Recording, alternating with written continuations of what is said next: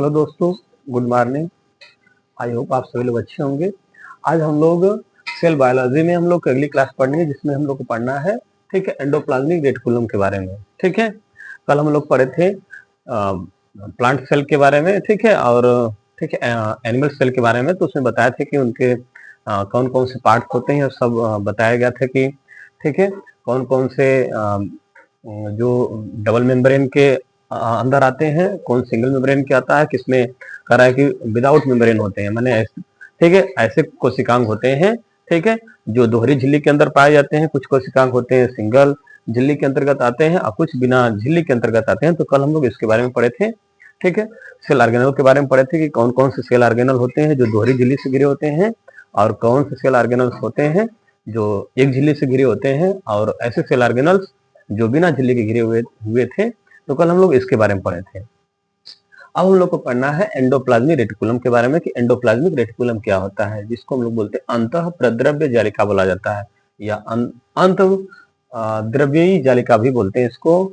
ठीक है, तो देखिए क्या लिखा गया, एंडोप्लाज्मिक रेटिकुलम अंतः द्रव्य जालिका बोलते हैं, या इसको शॉर्ट में क्या बोला जाता है, शॉर्ट में इसको ईआर भी बोलते हैं, माने एंडोप्लाज्मिक रेटिकुलम बोला जाता है। ठीक है, अंतः प्रद्रव्य जालिका बोलते हैं। ठीक है, तो अब समझना है कि यह क्या होती है, एंडोप्लाज्मिक रेटिकुलम क्या होती है। तो समझना है, यहाँ पहला पॉइंट लिखा गया है कि endoplasmic reticulum was discovered by R K Porter, K R Porter in 1945।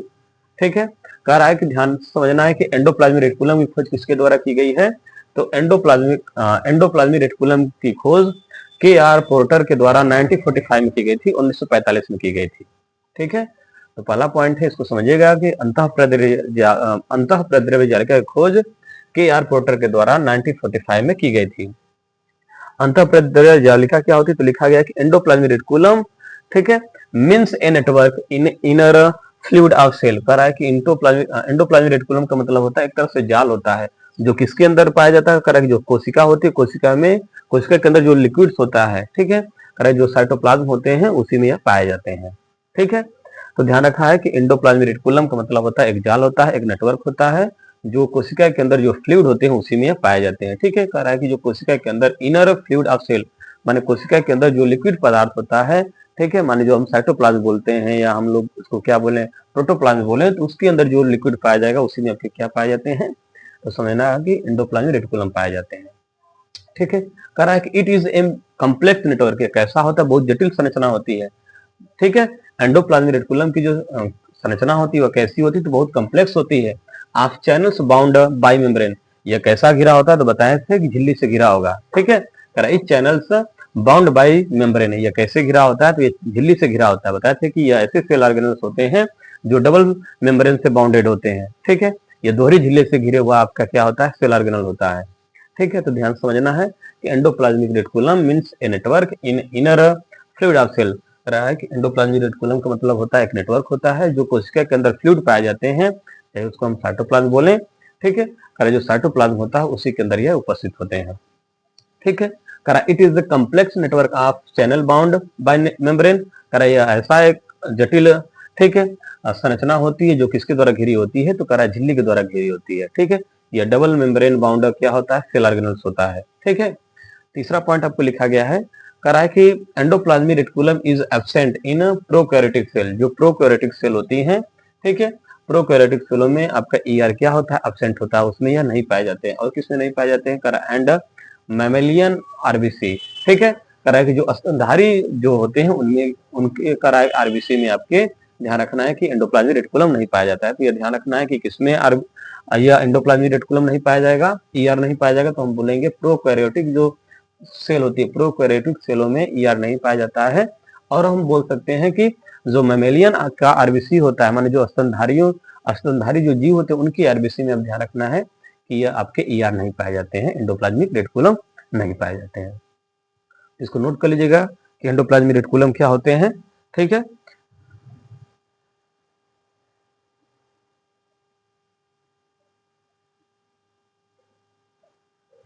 ठीक है, इसके बारे में नोट कर लीजिएगा कि एंडोप्लाज्मिक रेटिकुलम क्या होते हैं। तो समझना है कि endoplasmic reticulum is absent prokaryotic cell, माने प्रोकैरियोटिक सेलों में ईआर एब्सेंट होते हैं, और जो स्तनधारी होते हैं मैमेलियंस का जो आरबीसी होता है उसमें भी आपके यह absent होते हैं। ठीक है, चलिए हम लोग थोड़ा सा इसको हिंदी में समझ लें, हिंदी में भी इसके बारे में कुछ लिख लीजिएगा। ठीक है, तो ये आपका पहला सेल ऑर्गेनल है जिसको हम लोग क्या बोलते हैं, ठीक है, एंडोप्लाज्मिक रेटिकुलम बोला जाता है, अंतःप्रद्रव्य जालिका बोला जाता है। कल हम लोग सेल ऑर्गेनल के बारे में पढ़े थे कि कौन सेल ऑर्गेनल आपके डबल मेम्ब्रेन बाउंडेड होते हैं, कौन सिंगल मेम्ब्रेन बाउंड होते हैं। ऐसे सेल ऑर्गेनल्स होते हैं जिसमें कोई भी मेम्ब्रेन नहीं होती थी। ठीक है, जो विदाउट मेम्ब्रेन थे। ठीक है, चलिए तो हिंदी में लिखिएगा।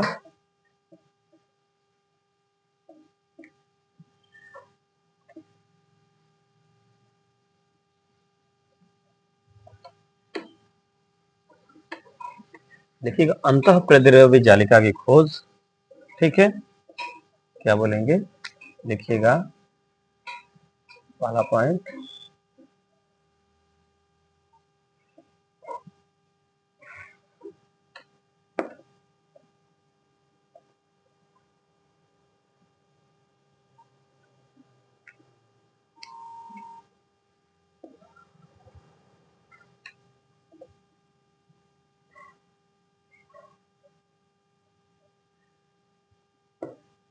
ठीक है, देखिएगा अंतःप्रद्रव्य जालिका की खोज के.आर. पोर्टर के द्वारा।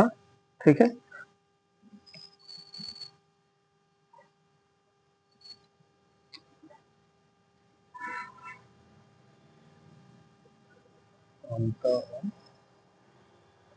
अंतःद्रव्य जालिका, अंतःद्रव्य जालिका की खोज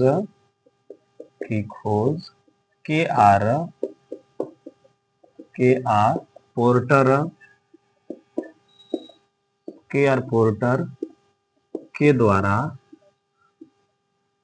पोर्टर के द्वारा 1945 1945 में की गई थी। 1945 में की गई थी। ठीक है, ध्यान रखना। तो लिखा गया अंतःप्रद्रव्य जालिका की खोज किसके द्वारा की गई थी, तो ध्यान रखना अंतःप्रद्रव्य जालिका की खोज के.आर. पोर्टर के द्वारा 1945 में की गई थी। ठीक है, जो अंतःप्रद्रव्य जालिका है एंडोप्लाज्मिक रेटिकुलम है या ई.आर. है, इसकी खोज किसके द्वारा की गई है, तो ध्यान रखना के.आर. पोर्टर के द्वारा की गई है। कब, तो 1945 में की गई थी। ठीक है, दूसरा पॉइंट समझिएगा इसके बारे में कि एंडोप्लाज्मिक रेटिकुलम के बारे में, तो लिखिएगा कि कोशिका के मैट्रिक्स में दोहरी झिल्ली से बनी नलिकाओं का एक जाल फैला होता है। ठीक है, लिखिएगा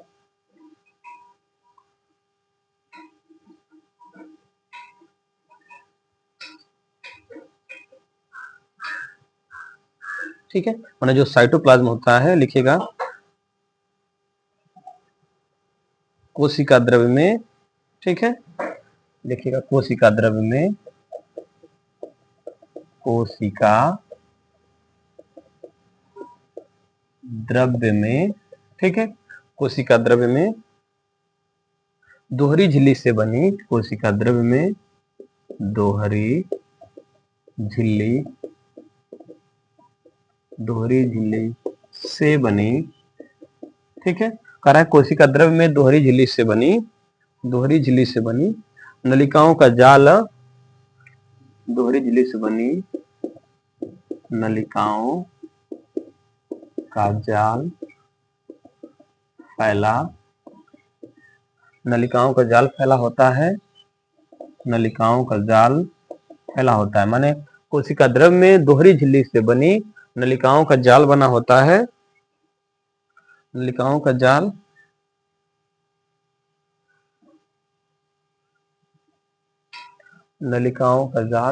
ठीक है फैला होता है, नलिकाओं का जाल फैला होता है जिससे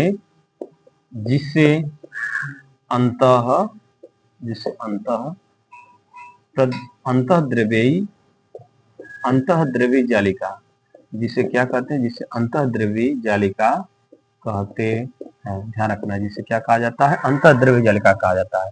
करे कोशिका द्रव्य में डबल मेम्ब्रेन से माने दोहरी झिल्ली से बनी नलिकाओं का एक जाल फैला होता है, जिसे हम लोग क्या कहते हैं, ठीक है, कोशिका कह रहा है जिसे हम लोग क्या कहते हैं, अंतःद्रव्य जालिका कहते हैं। माने जो साइटोप्लाज्म होता है, साइटोप्लाज्म में डबल मेम्ब्रेन से बनी नलिकाओं का एक जाल फैला होता है। ये कैसा है, कह रहा है, बताया था ना कि डबल मेम्ब्रेन ऑर्गेनल्स होते हैं। तो डबल मेम्ब्रेन ऑर्गेनल्स होता है किसमें, कह रहा है साइटोप्लाज्म में। कह रहा है एक नेटवर्क की तरह क्या होता है, फैला होता है, जिसे हम लोग क्या कहते हैं, अंतःद्रव्य जालिका बोला जाता है। तो वही हिंदी में लिखा गया है, कोशिका द्रव्य में दोहरी झिल्ली से बनी नलिकाओं का एक जाल फैला होता है, जिसे हम लोग क्या कहते हैं, तो जिसे हम लोग अंतःद्रव्य जालिका कहा जाता है। ठीक है, देखिएगा कि इसकी झिल्ली की मोटाई लगभग 50 एंगस्ट्रॉम होती है, ध्यान रखना है, इसको भी नोट कर लीजिएगा कि इसकी झिल्ली की मोटाई, ठीक है, इसकी झिल्ली की मोटाई, ठीक है, इसकी झिल्ली की मोटाई लगभग 50 एंगस्ट्रॉम होती है। ठीक है, कह रहा है कि जो ईआर होता है, ईआर की जो मेम्ब्रेन होती है, मेम्ब्रेन कितनी मोटी होती है, तो लगभग हम बोल सकते हैं 50 एंगस्ट्रॉम होती है। ठीक है, माने अंतःद्रव्य जालिका की जो मेम्ब्रेन पाई जाती है, माने झिल्ली पाई जाती है, उसकी झिल्ली की मोटाई कितना होती है, तो ध्यान रखना है कि अंतःद्रव्य जालिका की झिल्ली की मोटाई, मेम्ब्रेन की मोटाई लगभग कितना होती है, 50 एंगस्ट्रॉम होती है। ठीक है, और पॉइंट इसमें नोट कर लीजिएगा। ठीक है, कर बाहर की ओर यह तंत्र कोशिकाओं कला से, मानिए बाहर किससे जुड़ती है, तो लिख लीजिएगा कि बाहर, ठीक है, यह बाहर, ठीक है, यह बाहर तंत्र कला कोशिकाओं से, बाहर की ओर किससे जुड़ी होती है, तो ध्यान रखना यह बाहर की ओर तंत्र कला कोशिकाओं से, यह बाहर की ओर तंत्र कला कोशिकाओं से तथा अंदर की ओर केंद्र कला से जुड़ी होती है। बाहर की ओर तंत्र कला कोशिकाओं से और अंदर की ओर केंद्र कला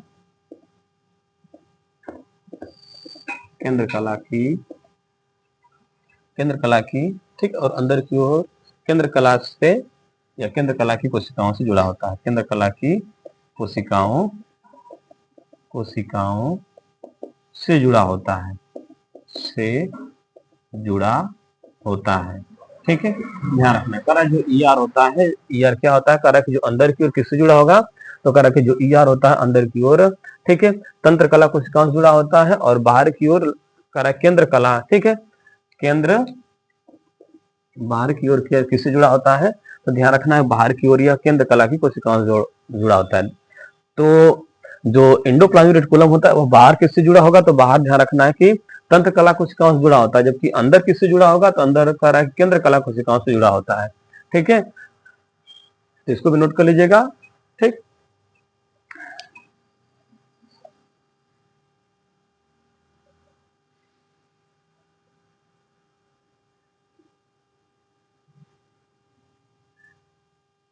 ठीक है, इंग्लिश में इसको भी नोट कर लीजिएगा, पूछ देता है पेपर में कि जो एंडोप्लाज्मिक रेटिकुलम होता है या बाहर किससे जुड़ा होता है, लिख लीजिएगा इसके बारे में।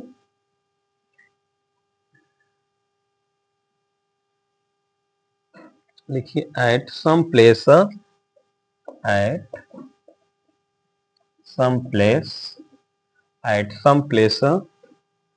this membrane,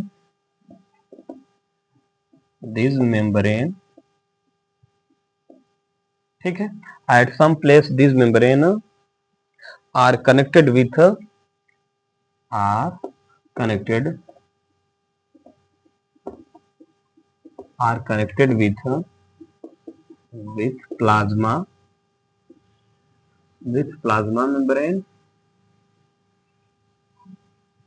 plasma membrane, at once and end with nuclear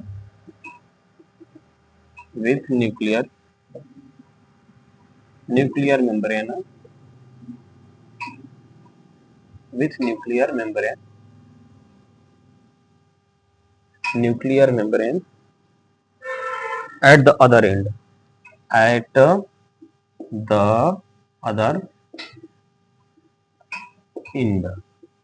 ठीक है, तो वही लिखा गया है कि कह रहा है कि at some place this membrane are connected with plasma membrane, माने बाहरी का जो सिरा होता है, बाहर का जो इनकी, ठीक है, जो सिरा होता है वो किससे जुड़ी होती है, तो लिखा गया तंत्र कला कोशिका से, माने किससे, प्लाज्मा मेम्ब्रेन से जुड़ी होती है।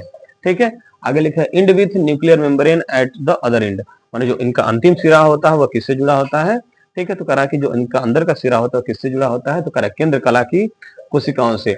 वही लिखा गया कि न्यूक्लियर मेम्ब्रेन, ठीक है, तो जो न्यूक्लियर मेम्ब्रेन होता है यह उससे जुड़ा होता है, माने एंडोप्लाज्मिक की जो बाहरी कोशिकाएं होती हैं, ठीक है, वो प्लाज्मा मेम्ब्रेन से जुड़ी होती है, जबकि अंदर की जो कोशिकाएं होती है वो किससे जुड़ी होती है, तो कह रहा है कि न्यूक्लियर मेम्ब्रेन से जुड़ी होती है।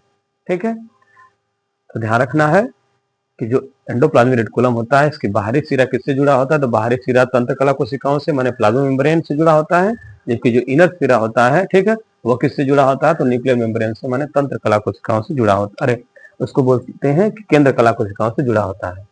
ठीक है,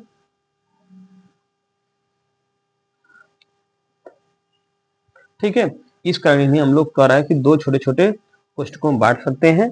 ठीक है, माने जो एंडोप्लाज्मिक रेटिकुलम होता है यह इस तरह दो भागों में बटा होता है। ठीक है, माने जो ई आर होता है, ई आर को हम लोग क्या कर सकते हैं, मुख्यतः दो भागों में बांट सकते हैं। ठीक है, लिखिएगा। चलिए,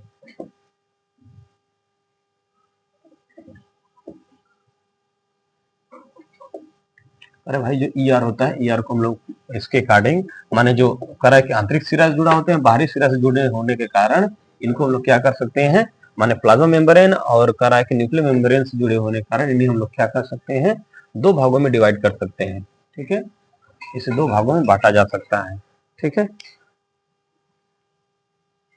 तो ध्यान रखना कि जो ई आर होता है, एंडोप्लाज्मिक रेटिकुलम होता है, उन्हें कितने भागों में बांटा गया है, दो भागों में बांटा गया है। ठीक है,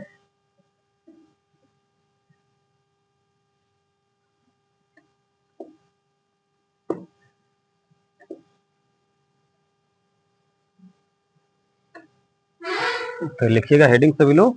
ठीक है, इसको लिख लीजिएगा कि एंडोप्लाज्मिक एंडोप्लाज्मिक रेटिकुलम आकर इन टू फॉर्म्स।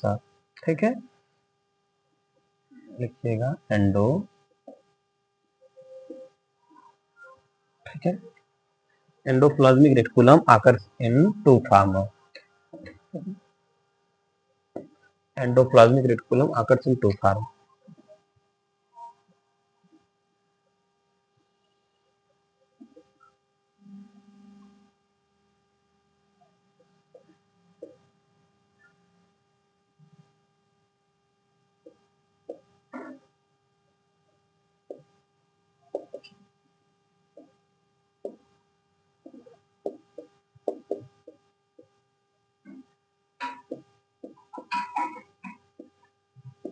आकर इन टू फॉर्म्स।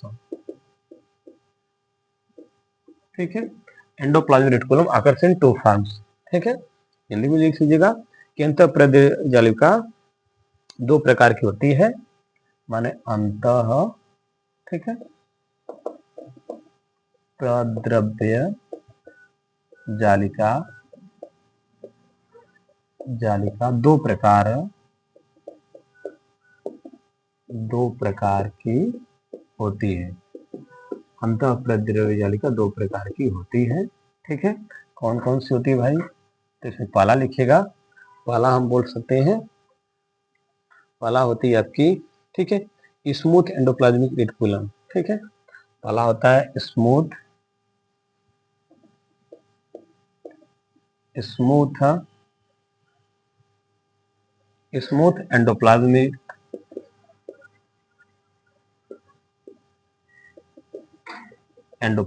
रेटिकुलम।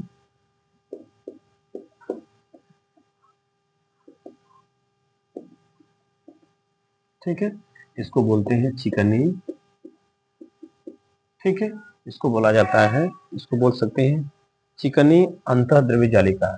ठीक है, क्या बोला जाता है, चिकनी अंतः, ठीक है, अंतःद्रव्यी, चिकनी अंतःद्रव्यी जालिका।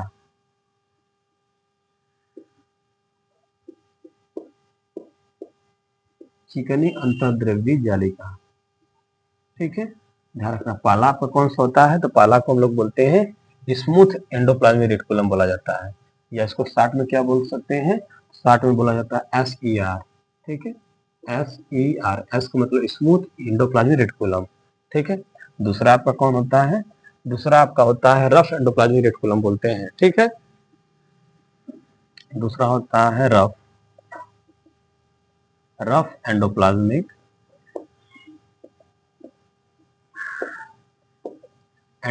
रेटिकुलम।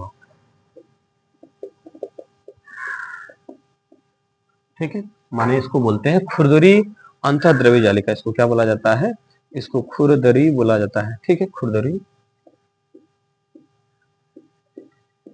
खुरदरी। ठीक है, अंतः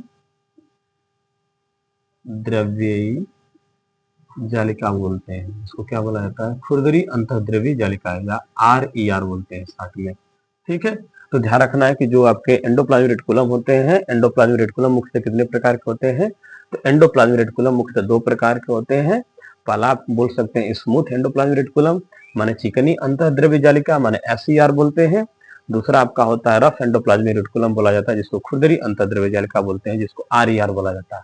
ठीक है, इसको नोट कर लीजिएगा कि अंतःद्रव्य जालिका को मुख्यतः कितने भागों में बांटा गया है, तो अंतःद्रव्य जालिका को मुख्यतः दो भागों में बांटा गया है। ठीक है, एक को हम लोग बोलते हैं, ठीक है, स्मूथ एंडोप्लाज्मिक रेटिकुलम, और दूसरा होता है आपका रफ एंडोप्लाज्मिक रेटिकुलम। ठीक है, इसको नोट कर लीजिए कि अंतःद्रव्य जालिका को मुख्यतः दो भागों में बांटा गया है, एक को स्मूथ एंडोप्लाज्मिक रेटिकुलम, दूसरा होता है आपका रफ एंडोप्लाज्मिक रेटिकुलम।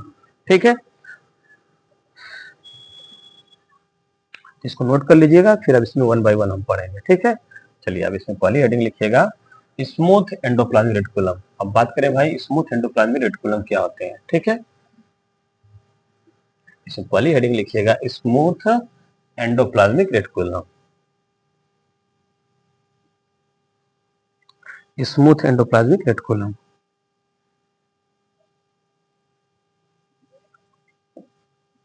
माने करा है चिकनी अंतः प्रद्रव्य जालिका। ठीक है, तो चिकनी अंतः प्रद्रव्य जालिका क्या होती है। ठीक है,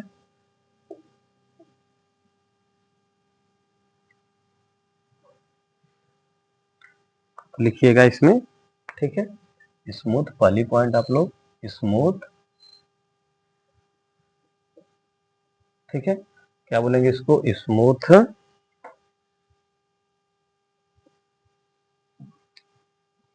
बोला जाएगा, smooth endoplasmic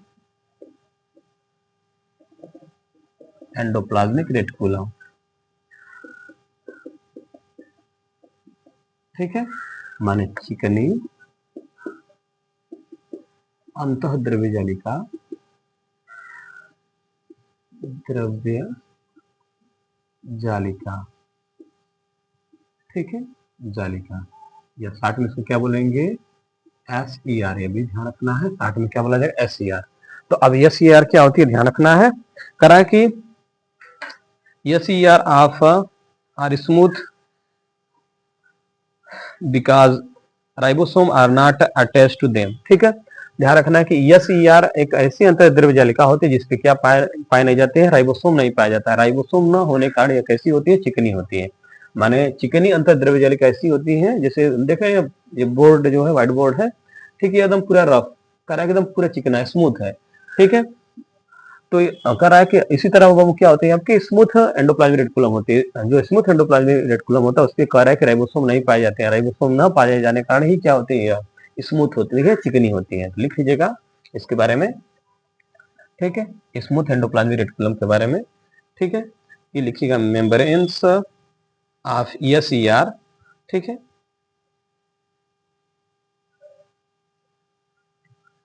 membranes of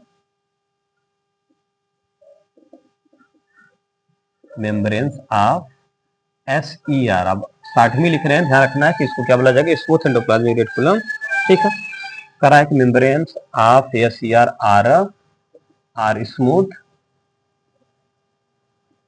are smooth, में चिकनी होती है, क्यों, तो लिखिएगा बिकॉज बिकॉज बिकॉज ठीक है, ribosome are not ribosome ribosomes are not attached, ठीक है, attached to them, to them, ठीक है। ध्यान रखना है कि जो एस होता है, एस पर आपके ध्यान रखना है कि राइबोसोम नहीं पाए जाते हैं। राइबोसोम न पाए जाने के कारण ही कैसी होती है, स्मूथ होती है, चिकनी होती है। तो आपसे पूछ सकता है कि किस प्रकार के एंडोप्लाज्मिक रेटिकुलम पे, ठीक है, राइबोसोम नहीं पाए जाते हैं, तो आप बता सकते हैं कि स्मूथ राइबोसोम पे ही राइबोसोम नहीं पाए जाते हैं। राइबोसोम न होने के कारण ही कैसी होती है, स्मूथ होती है, चिकनी होती है, ठीक है। तो वही लिखा गया है कि इनकी जो झिल्ली होती है, इसकी झिल्ली पर कह रहा है कि राइबोसोम नहीं पाए जाते हैं। राइबोसोम न होने के कारण यह क्या होती है, स्मूथ होती है, चिकनी होती है, ठीक है। इंग्लिश में लिख लीजिएगा कि ribosome of SER are smooth, माने जो एसईआर का जो मेम्ब्रेन होता है, मेम्ब्रेन क्या होता है, कह रहा है कि स्मूथ होता है, चिकना होता है। क्यों होता है, तो कह रहा है because ribosome are not attach to them, कह रहा है इनकी झिल्ली पर कह रहा है कि राइबोसोम अटैच नहीं होते हैं, जुड़े नहीं होते हैं, इस कारण कैसी होती है, स्मूथ होती है, चिकनी होती है, ठीक है। नोट कर लीजिएगा, ठीक। हिंदी में इसको लिखेंगे तो क्या लिखेंगे, देखिएगा, इस जालिका की सतह पर राइबोसोम, ठीक है, नामक कणिकामय रचना का अभाव होता है और यह प्रोटीन उपापचय में भाग नहीं लेते हैं, ठीक है, जिस कारण यह प्रोटीन के संश्लेषण में क्रिया नहीं करते हैं, ठीक है। ध्यान रखना है कि यह स्मूथ जो राइबोसोम होता है वह प्रोटीन के सिंथेटिक में करा है कि काम नहीं करते हैं, ठीक है। हिंदी में लिखेंगे तो हिंदी में क्या लिखेंगे, हिंदी में इसके बारे में लिख लीजिएगा, हिंदी में लिखिएगा कि इस जालिका की सतह पर, ठीक है, इस जालिका की सतह पर, इस जालिका की सतह पर राइबोसोम इस जालिका की सतह पर राइबोसोम,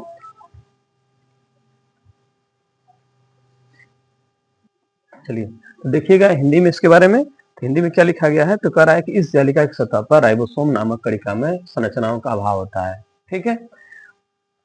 माने जो स्मूथ एंडोप्लाज्मिक रेटिकुलम लिखा गया उसमें क्या लिखा गया है, तो कह रहा है कि इस जालिका की सतह पर, माने चिकनी अंतर्द्रव्य जालिका की सतह पर राइबोसोम कणिका में, माने इसमें राइबोसोम की कणिकाएं वो क्या होती हैं, बहुत छोटे छोटे कण होते हैं राइबोसोम के, तो कह रहा है इन कणिकाओं का वो क्या होता है, अभाव होता है, कह रहा है कि और यह प्रोटीन उपापचय माने प्रोटीन मेटाबॉलिज्म में भाग नहीं लेते हैं, ठीक है। तो इसको भी नोट कर लीजिएगा हिंदी में कि इस जालिका की सतह पर राइबोसोम नामक कणिका में संरचनाओं का अभाव होता है। माने जो एसईआर होता है, एसईआर के तरह की जो मेम्ब्रेन पाई जाती हैं उस मेम्ब्रेन पर, ठीक है, ग्रेन्स नहीं पाए जाते, किसके, राइबोसोम के ग्रेन्स नहीं पाए जाते हैं, राइबोसोम के दाने नहीं पाए जाते हैं, ठीक। इस कारण यह कैसी होती है, तो स्मूथ होती है, चिकनी होती है, और कह रहा है कि यह प्रोटीन उपापचय माने प्रोटीन मेटाबॉलिज्म में भाग नहीं लेते हैं, ठीक है।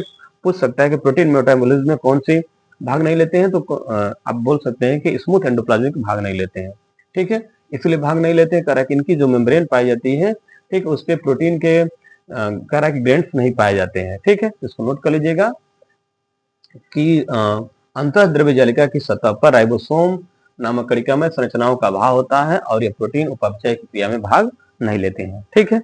चलिए हम थोड़ा से इसकी संरचना बना दें, स्ट्रक्चर थोड़ा सा इसका देख लीजिएगा, ठीक, थोड़ा सा फिगर देख लिया जाए, ठीक है।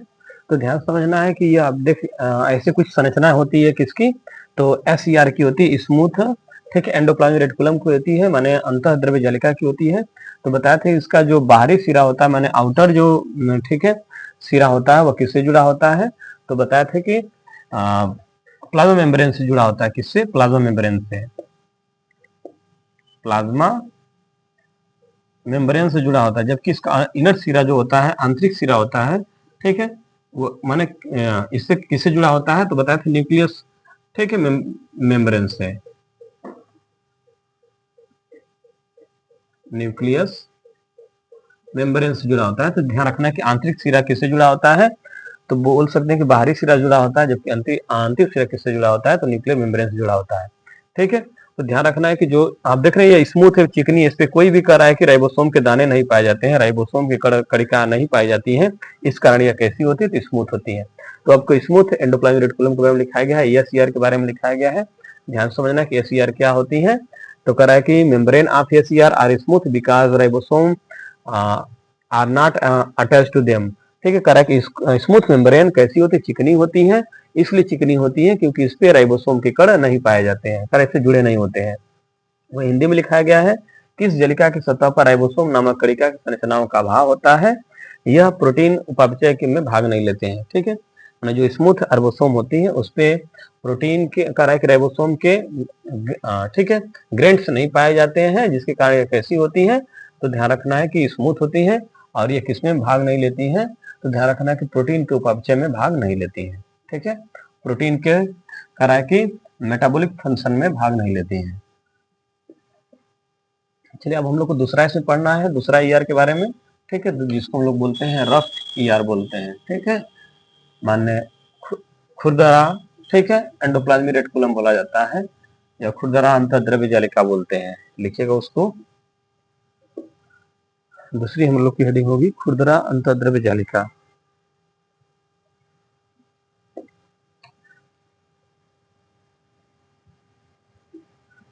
दूसरी हेडिंग लिखिएगा खुरदरा अंतःद्रव्य जालिका। ठीक है, क्या बोलेंगे दूसरे को, लिखिएगा रफ, ठीक है, एंडोप्लाज्मिक रेटिकुलम।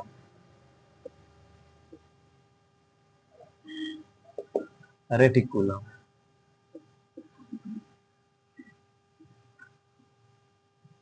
ठीक है, माने खुरदरी, ठीक है, अंतःद्रव्य जालिका, अंतःद्रव्य जालिका, खुरदरी अंतःद्रव्य जालिका बोलते हैं, जिसको हिंदी में बोला जाता है, ठीक है, आर। शॉर्ट में क्या बोलेंगे, आर बोल सकते हैं, या हिंदी बोलेंगे तो खुरदरी अंतःद्रव्य जालिका, इंग्लिश में बोला जाएगा तो रफ एंडोप्लाज्मिक रेटिकुलम बोलते हैं। अब ध्यान समझना है कि रफ एंडोप्लाज्मिक रेटिकुलम क्या होते हैं, आर क्या होते हैं। तो कह रहा है कि ribosome are attached to the outer surface of ER membrane. ठीक है, माने जो रफ आर होता है, माने रफ एंडोप्लाज्मिक रेटिकुलम की जो आउटर मेम्ब्रेन होती है, माने बाहरी जो झिल्ली पाई जाती है, बाहरी झिल्ली पर क्या पाए जाते हैं, तो कह रहा है कि आपको राइबोसोम पाए जाते हैं। तो लिखिएगा इसके बारे में कि राइबोसोम आर अटैच्ड, ठीक है,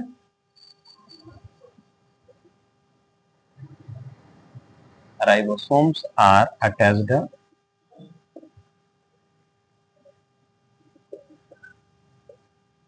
ribosome are attached to the outer surface, ribosome are attached, ठीक है, to the outer,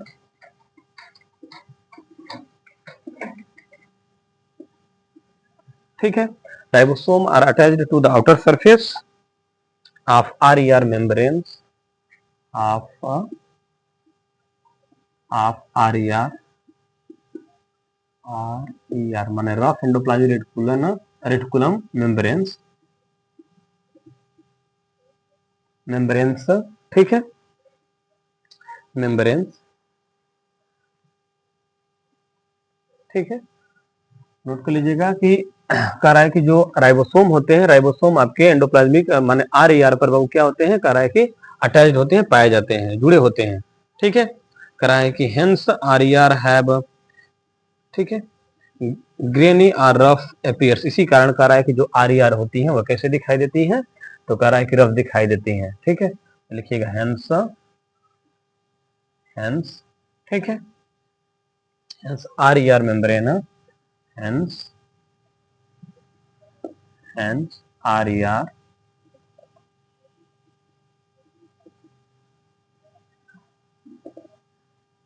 hence are membrane, ठीक है, हैव ग्रीनी,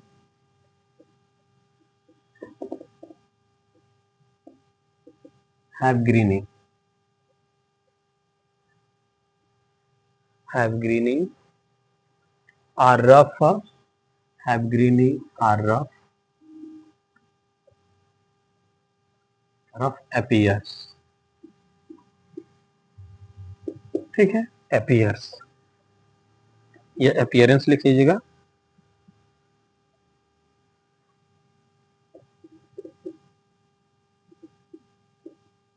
अपीयरेंस, ठीक है।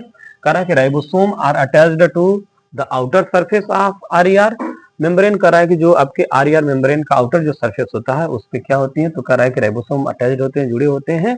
कह रहा है hence ribosome have grainy are rough appears. इसी कारण कह रहा है कि जो आपका आरईआर होता है, ठीक है, खुरदरा जो आपका अंतर्द्रव्य जालिका होती है वह दिखाई देती है, ठीक है। माने जो खुरदरा राइबोसोम कह रहा है कि एंडोप्लाज्मिक रेटिकुलम होता है, कह रहा है कि उसके बाहरी जो सतह होती है, बाहरी सतह पर क्या पाए जाते हैं, तो ध्यान रखना है कि आपको राइबोसोम के कण पाए जाते हैं, जिसके कारण ये खुरदरी, ठीक है, दिखाई देती हैं। तो हिंदी में लिख लीजिएगा कि इस जालिका की सतह पर अनेक राइबोसोम चिपके रहते हैं, ठीक है। हिंदी में क्या बोलेंगे कि इस जालिका की सतह इस जालिका की सतह पर अनेक राइबोसोम के कण चिपके रहते हैं, ठीक है। मान ध्यान रखना है कि आरईआर जो होता है उसकी सतह पर अनेक राइबोसोम के कण चिपके रहते हैं, जिसके कारण इसकी सतह जिसके कारण जिसके जिसके कारण जिसके कारण इसकी जिसके कारण इसकी सतह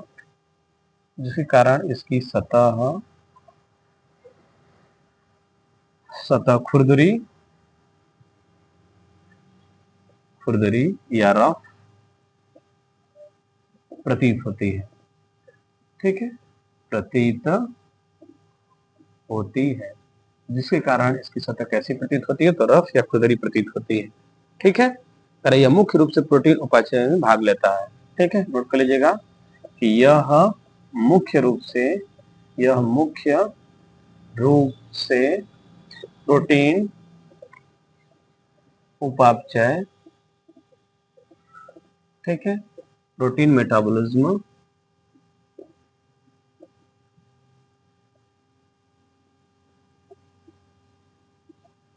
ठीक है,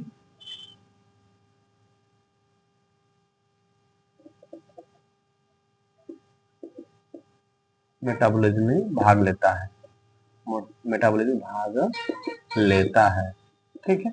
तो ध्यान रखना है कि अगर करा कि इस जालिका की सतह पर अनेक राइबोसोम के कण चिपके होते हैं, माने जो आरईआर होता है, आरईआर की सतह पर करा कि प्रोटीन के कण चिपके होते हैं, जिसके कारण इसकी सतह कैसी प्रतीत होती है, तो रफ प्रतीत होती है, खुरदरी प्रतीत होती है। यह मुख्य रूप से प्रोटीन उपापचय में भाग लेता है, माने आरईआर जो होता है किसमें भाग लेता है, तो ध्यान रखना है कि आरईआर आपके करा कि प्रोटीन के उपापचय में भाग लेता है, ठीक है। इसको नोट कर लीजिए। आगे हम लोग इसकी संरचना के बारे चलते, इसकी संरचना देखिए कैसी होती है। तो ध्यान रखना है कि आरईआर की संरचना देखिए ऐसी होती है। अब देख रहे हैं इसी की जो सरफेस होती है, मेम्ब्रेन होती है, उसी पे ऐसे छोटे छोटे कण किसके पाए जाते हैं, राइबोसोम के कण पाए जाते हैं, ठीक है। ध्यान रखना जो प्रोटीन का काम करते हैं यहाँ। तो यही राइबोसोम के क्या है, ग्रेन्स हैं, ठीक है, जिसको गिनरी लिखा गया है। तो यही पाए जाते हैं किस पे, तो इसकी जो आरईआर होती है उसके सरफेस पे, सतह पे पाई जाती है, मेम्ब्रेन में पाई जाती है। तो ऐसी उसकी संरचना होती है, तो बना लीजिएगा इसको चित्र में, ठीक है, कि जो आरईआर होती है, ठीक है, इसको हम लोग बोल सकते हैं, ठीक है, यह क्या है, तो बोला जाएगा कि राइबोसोम के कण है, ठीक है, राइबोसोम राइबोसोम के कण है, राइबोसोम के कण है, ये सब किसके कण है, तो राइबोसोम के कण है, ठीक है, माने ग्रेनरी ऑफ राइबोसोम,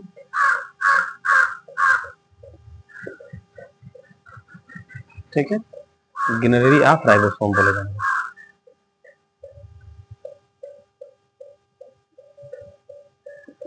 राइबोसोम, ठीक है, ये राइबोसोम के सब क्या है, कण है, ठीक है। तो इसको लिख लीजिए, ठीक है।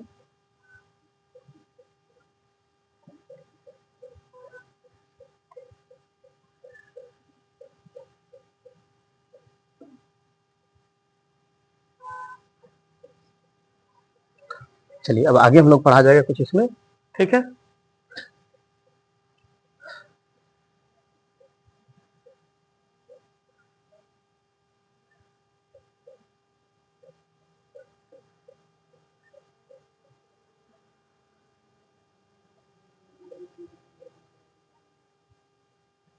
अब आगे हम लोग पढ़ेंगे अंतःद्रव्य जालिका के कार्य। ठीक है, तो आगे हेडिंग लिखेगा फंक्शन ऑफ, ठीक है, एंडोप्लाज्मिक रेटिकुलम।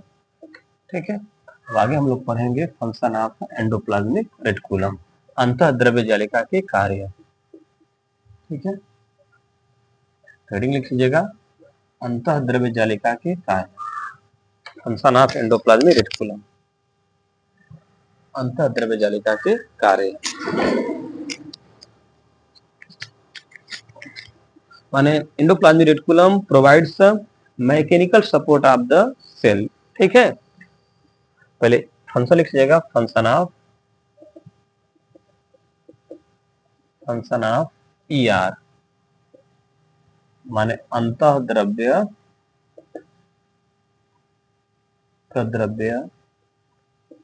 जालिका के कार्य अंतःद्रव्य जालिका के कार्य। तो पहला लिखिएगा, ठीक है, लिखिएगा E R provides mechanical support to cell.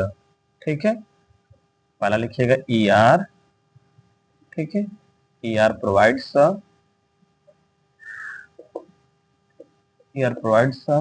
ठीक है, E R provides mechanical, E R provides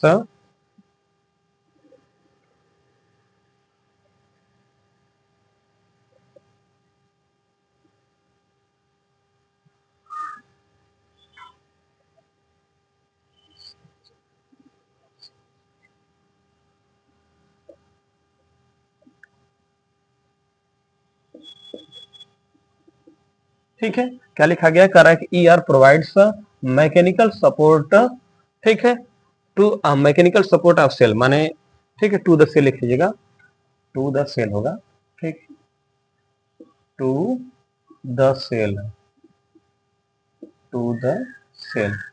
ठीक है, माने ई आर जो होता है एंडोप्लाज्मिक रेटिकुलम होता है, वह कोशिका को यांत्रिक सहायता प्रोवाइड कराता है। ठीक है, तो वही लिखा गया है कि E R provides mechanical support to the cell, माने लिखिएगा हिंदी में क्या बोलेंगे, तो यह कोशिका को यांत्रिक सहायता पहुंचाता है। ठीक है, उपलब्ध कराता है या यांत्रिक सहायता करता है, देख लीजिएगा। ठीक है, माने यह कोशिका को यांत्रिक सहायता करता है, माने उसको मैकेनिकल सपोर्ट प्रोवाइड करता है। तो वही लिखा गया कि its provide mechanical support to the cell, माने यह कोशिका को यांत्रिक सहायता, ठीक है, करता है। दूसरा पॉइंट लिखिएगा कि it's channel form intercellular transport system. ठीक है,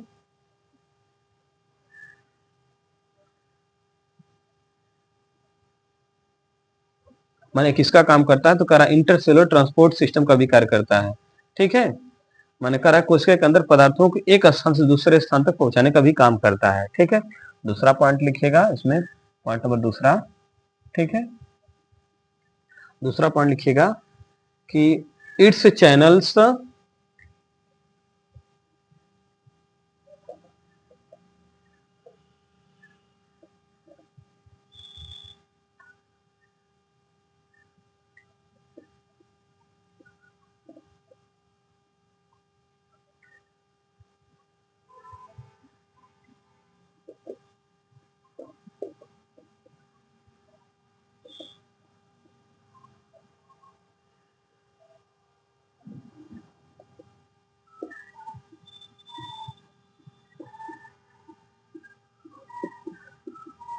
ठीक है, कह रहा है कि it's channel format intercellular transport system, माने कह रहा है कि इसकी जो चैनल्स होती हैं, शाखाएं होती हैं, किसका काम करती हैं, तो कह रहा है ट्रांसपोर्ट सिस्टम का कार्य करती है, माने परिवहन का काम करती हैं। ठीक है, तो हिंदी में नोट कर लीजिएगा इसको। ठीक है, लिखिएगा कि कोशिकाओं के अंदर पदार्थों को, कोशिकाओं ठीक है, कोशिकाओं के अंदर पदार्थों को, ठीक है, कोशिकाओं के अंदर पदार्थों को एक स्थान से दूसरे स्थान तक, एक स्थान से एक स्थान से दूसरे स्थान तक पहुंचाने का काम करती है। ठीक है, माने ट्रांसपोर्ट सिस्टम का भी कौन काम करती है, तो हम बोल सकते हैं कि जो RER होती है, माने जो एंडोप्लाज्मिक रेटिकुलम होता है, ER जो होता है वो ट्रांसपोर्ट सिस्टम का भी काम करता है। तो वही लिखा गया कोशिकाओं के, ठीक है, माने कोशिकाओं के अंदर पदार्थों को एक स्थान से दूसरे स्थान तक पहुंचाने का भी काम करती है। तो लिखा गया it's channel form intercellular transport system. ठीक है, तीसरा पॉइंट नोट कर लीजिएगा। तीसरा पॉइंट क्या होगा, तो लिखा गया है कि it's form new nuclear membrane after sale division. Important point है, लिखिएगा कि यह, ठीक है, नया न्यूक्लियर मेम्ब्रेन बनाता है, कब कर रहा है कि जब सेल डिवीजन होता है। ठीक है,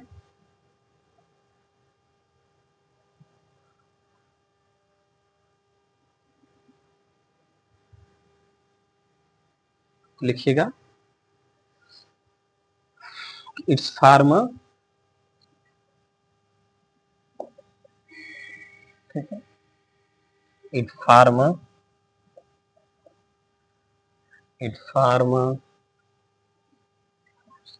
न्यू न्यूक्लियर इट्स फॉर्म करा it forms new nuclear membrane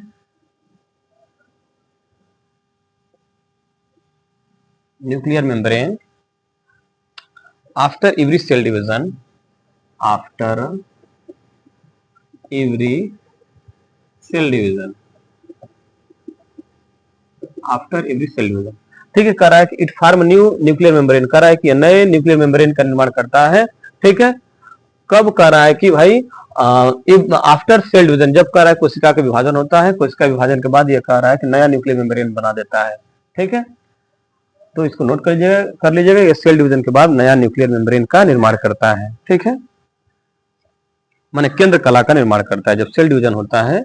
ठीक है, या केंद्रक झिल्ली का निर्माण करता है, तो क्या बोला जाएगा कि सेल कोशिका विभाजन के बाद, ठीक है, माने बोला जाए कोशिका, ठीक है, कोशिका विभाजन, ठीक है, विभाजन के बाद, ठीक है, एक, ठीक है, नई, ठीक है, केंद्रक झिल्ली का निर्माण करता है। ठीक है, ध्यान रखना है, करा कि जब सेल डिवीजन होता है, सेल डिवीजन के बाद करा है कि जो आपका ER होता है, एंडोप्लाज्मिक रेटिकुलम होता है, वह क्या करता है, तो करा एक नई झिल्ली का निर्माण कर देता है। ठीक है, करा कि नया केंद्रक झिल्ली का निर्माण करता है। ठीक है, करा कि एक केंद्रक झिल्ली बना देता है। ठीक, तो इसको नोट कर लीजिएगा। अगला पॉइंट लिखिएगा, करा SER, ठीक है, take part in synthesis and storage of lipids. ठीक है, करा यह जो SER होती है, SER किसका काम करती है, तो करा कि करा लिपिड का स्टोरेज करती हैं और उसका संश्लेषण भी करती हैं, एंड स्टेरॉइड्स। ठीक है,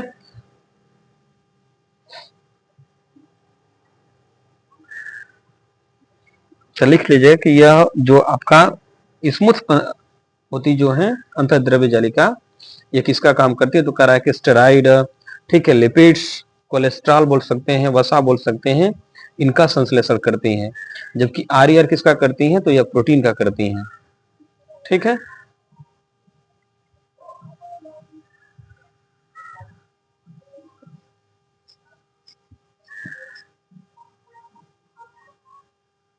चौथा पॉइंट नोट करिएगा। चौथा पॉइंट लिखिएगा कि SER माने smooth endoplasmic reticulum, SER take part in the take part in the takes होगा, टेक्स, ठीक है, takes part in the synthesis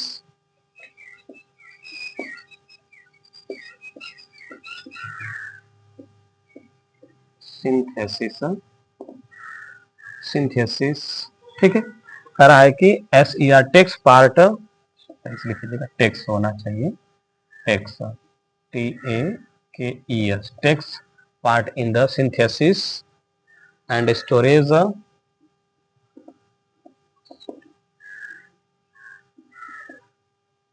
ठीक है, स्टोरेज।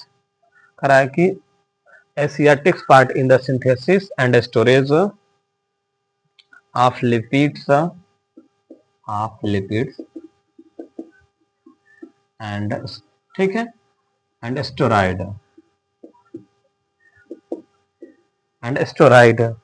ठीक है।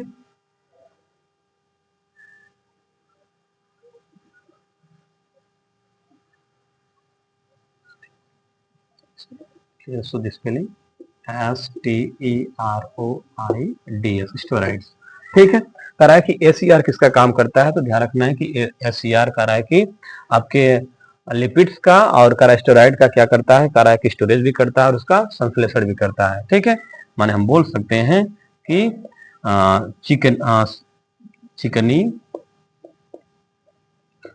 चिकनी अंतः, ठीक है, द्रव्य जालिका, अंतः द्रव्य जालिका, चिकनी अंतः द्रव्य जालिका, ठीक है।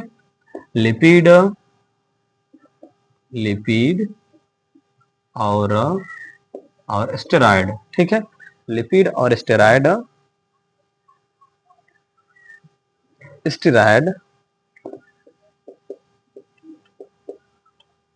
लिपिड और स्टेरॉइड का संचय, माने लिपिड और स्टेरॉइड का संश्लेषण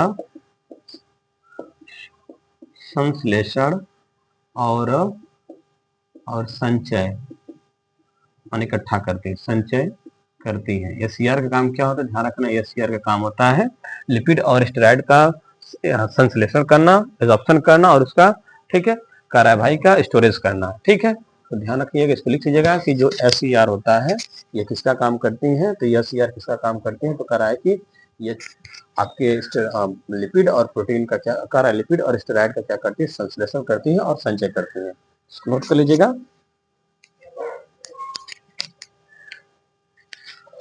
ठीक है। तो 4 पॉइंट और है, माने 2-3 पॉइंट और लिखा दे रहे हैं अभी, इसको ध्यान समझना है कि पहला पॉइंट क्या लिखा गया फंक्शन में, RER के लिखा गया यह कोशिकाओं को यांत्रिक सहायता प्रदान करती है, माने यह मैकेनिकल सपोर्ट प्रोवाइड कर रही है। अगर पूछा जाएगा RER के फंक्शन बताइए, अरे ER के फंक्शन बताइए, तो बोल सकते हैं कि its provide mechanical support of the cell, माने यह कोशिकाओं को क्या करती है, यांत्रिक सहायता प्रोवाइड कराती है। दूसरा बता सकते हैं it's channel form intercellular transport system, ठीक है। कह रहा है कि इसकी करे कोशिका, ठीक है, कह रहा है कि कोशिकाओं के अंदर एक स्थान से दूसरे स्थान तक पदार्थों को पहुंचाने का भी काम करती है, ठीक है। तीसरा पॉइंट लिखा गया कोशिका विभाजन के बाद एक कह रहा है कि यह न्यूक्लियर मेम्ब्रेन का निर्माण करती है, माने केंद्रक झिल्ली का निर्माण करती है, ठीक है। कोशिका विभाजन के दौरान एक किसका निर्माण करती है, कह रहा है कोशिका विभाजन के बाद ये क्या बनाती है, कह रहा है केंद्रक झिल्ली का निर्माण करती है। केंद्रक झिल्ली का निर्माण कौन करता है, ध्यान रखना, ER करता है, ठीक है। आगे लिखा गया है कि जो चिकनी या स्मूथ हम एंडोप्लाज्मिक रेटिकुलम बोल सकते हैं, यह किसका संश्लेषण करती है, तो कह रहा है कि लिपिड्स का और स्टेरॉइड का, और उसका स्टोरेज भी करती है, ठीक है। और अगला पॉइंट नोट करिएगा, 5वां, ठीक है, ठीक है। पेपर में ऐसे प्रश्न पूछे जाते हैं, ठीक है, तो इसलिए इसको फंक्शन इसकी पता होना चाहिए आप लोग को, ठीक है।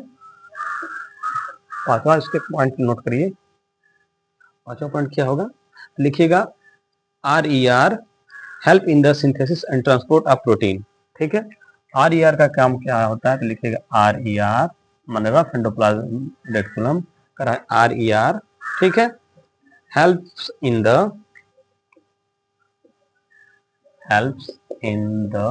सिंथेसिस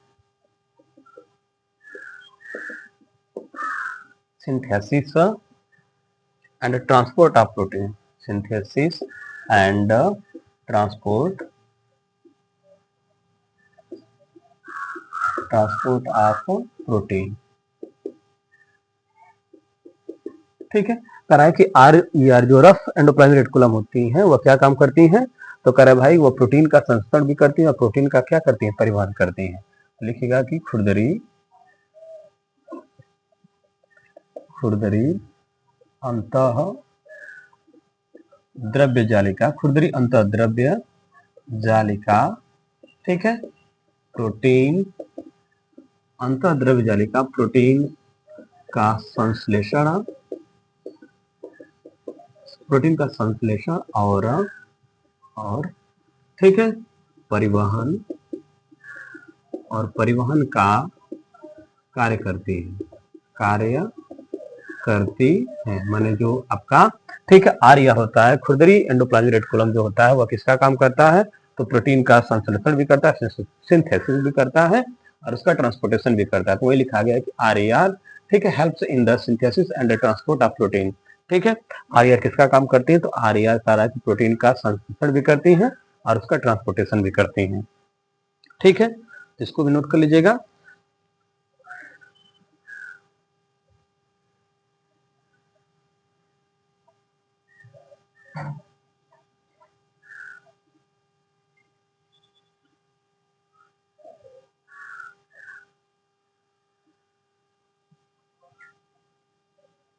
एक और पॉइंट नोट कर लीजिएगा कि एस ई आर जो स्मूथ एंडोप्लाज्मिक रेटिकुलम होता है, ये इंपॉर्टेंट पॉइंट है। S E R of liver, S E R of liver takes part in takes part in takes part in takes part in ठीक है डिटॉक्सिफिकेशन, ठीक है detoxification of drug and ठीक है पॉइजन्स। ठीक है, माने कह रहा है लीवर से आपके कह रहा है जो ड्रग्स होते हैं, दवा होती हैं, पॉइजन्स होते हैं, इनका परीक्षण करने माने पता लगाने के लिए किसका हम लोग प्रयोग करते हैं, कह रहा है लीवर में एसईआर का ही एसईआर से ही पता चलता है। ठीक है, इसको नोट कर लीजिएगा कि SER of liver, SER of liver and takes part in ठीक है डेटा ठीक है डिटॉक्सिफिकेशन,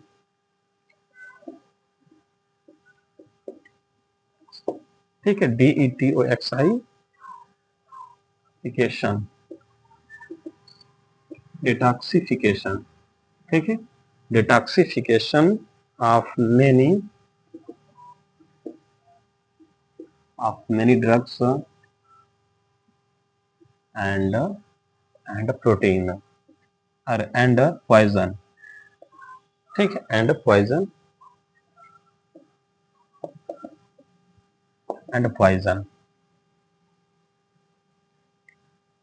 ठीक है, ध्यान रखना क्या लिखा गया है, कह रहा है कि SER of liver takes part in detoxification of many drugs and poisons. कह रहा है कि जो हमारी यकृत होती है, यकृत में जो कह रहा है ठीक है कह रहा है जो भी आपके कह रहा है कि ड्रग्स दवाइयां होती है, चाहे आपके जहर जो होते हैं पॉइजन्स होते हैं, ठीक उनका पता लगाने के लिए हमारा किसका प्रयोग किया जाता है, तो आर ई आर का माने एस ई आर का ही पता किया जाता है। ठीक है, ध्यान रखना है, कह रहा है कि liver takes part in data ठीक है detoxification of many drugs and poisons.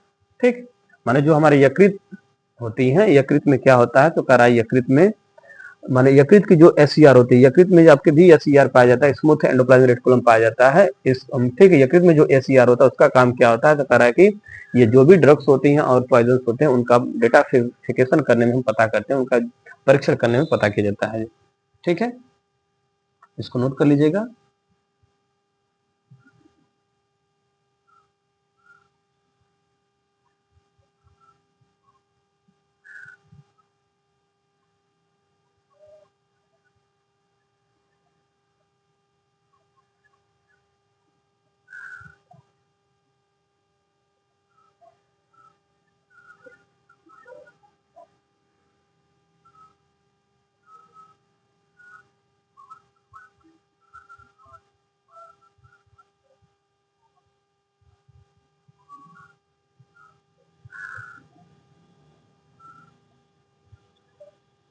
ठीक है, तो ठीक, अगर वीडियो अच्छी लगी होगी तो इसको लाइक शेयर और चैनल को सब्सक्राइब कर दीजिएगा।